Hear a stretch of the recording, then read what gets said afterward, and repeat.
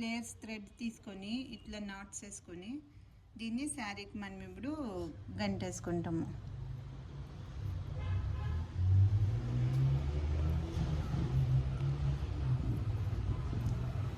శారీకి ఇట్లా మనం లాక్ చేసుకునేలా, లాక్ చేసుకొని ఇక్కడ సింగిల్గా ఒక క్రోషా వేసుకునేలా. మనము ఇక్కడి నుంచి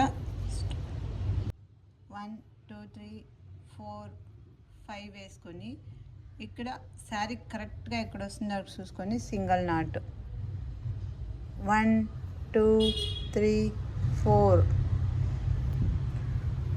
అండ్ 5 కట్. ఇది శారీ కరెక్ట్గా నాట్స్ వేసుకునేలా. తిరిగి 1 2 3 4 5 ఇది ఫస్ట్ స్టెప్. మనం ఫుల్ వేసుకున్నాలా, ఇట్లా శారీ ఫుల్ ఇదే తర వేసుకున్నాలా.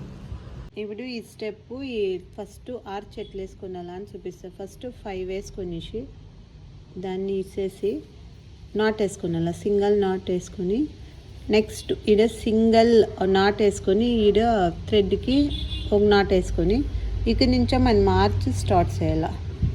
Double crochet 1 2 stop.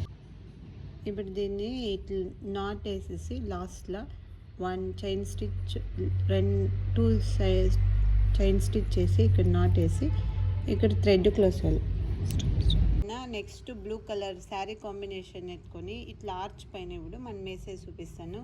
1 2 3 4 5 chain stitch వేసుకొని ఇక్కడ నాట్ వేసుకొని ఈ 1 చైన్ స్టిచ్ గ్యాప్లో ఒక నాట్ వేసుకొని ఒక సింగిల్ చైన్ స్టిచ్ వేసుకొని ఇక్కడ దాంట్లోనే ఒక సింగిల్ చైన్ స్టిచ్ వేసుకొని ఈ గ్యాప్కి ఇప్పుడు మనం మార్చ్ చేయాలి. ఇట్లా 1 వేసుకొని తిరిగి ఒక నాట్ వేసినాక 1 వేసుకొని తిరిగి ఒక నాట్. ఇది ఇట్లా ఆర్చ్ కంప్లీట్ అయితే ఇట్లుంటుంది. దీనికి ఇప్పుడు మనము కుచ్చేసి చూపిస్తాను. ఇట్లా డబల్ కలర్స్ థ్రెడ్ తీసుకొని ఇట్లా సెంటర్లో కుచ్చేసుకుంటే చాలా బాగుంటుంది. ఇప్పుడు నేను దీంట్లో సిల్వర్ ఉంది, సిల్వర్ ప్లస్ శారీ కలర్ తీసుకున్నాను, చూపిస్తాను మీకు ఎట్లా వస్తుంది. డబల్ కలర్ థ్రెడ్లా ఇట్లా సిల్వర్ ప్లస్ ఈ బ్లూ కాంబినేషన్లో ఇట్లా వేస్తే చాలా బాగుంటుంది. క్రోషా డిజైన్ ఫైనల్ లుక్ ఇది.